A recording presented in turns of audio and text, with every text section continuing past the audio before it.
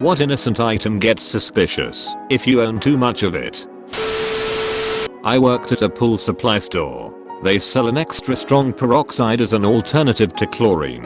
I don't know why, but we had to report large purchases to the FBI. Reported this guy after we used his customer info to search his address on Google Earth. It was rural and had a few different outbuildings. Seemed sketchy. FBI got back to us a few weeks later. He was using the chemical to clean animal skulls he bought from a slaughterhouse. Then he carved the skulls and sold them. The FBI lady said he showed her his whole process, and it was pretty impressive. Clicky pens apparently. I once was doing a personal project and I needed tiny springs. I knew my dad was going to be going around to some antique/thrift stores, so I told him to get me a bunch of clicky pens. At one store, the guy watched as my dad was meticulously picking out all of those pens from a bowl of pens.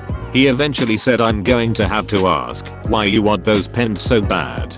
My dad explained, and they had a laugh. Cardboard cutouts. You have one cardboard cutout, and it's a novelty decoration, but you have a room full of them, and it gets a little weird. Ziploc bags. They're standard in most households, but if you've got dozens of boxes, you're either selling drugs or something illegal.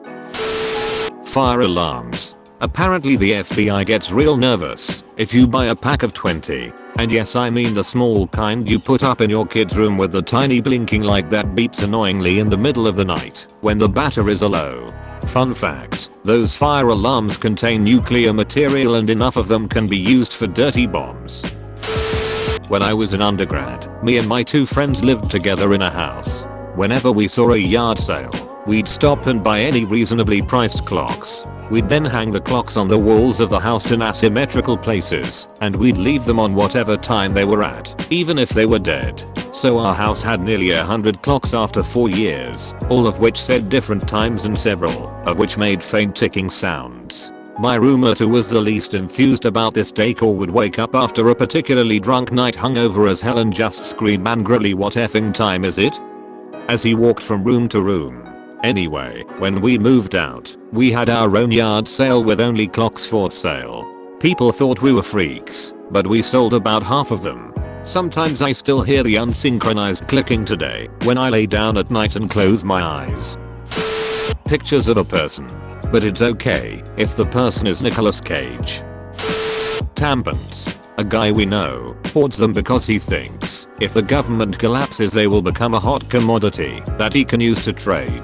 I'm talking a shed full of boxes. All kinds. Unbeknownst to him, menstrual cups exist. And rags. Edit. Well, this blew up.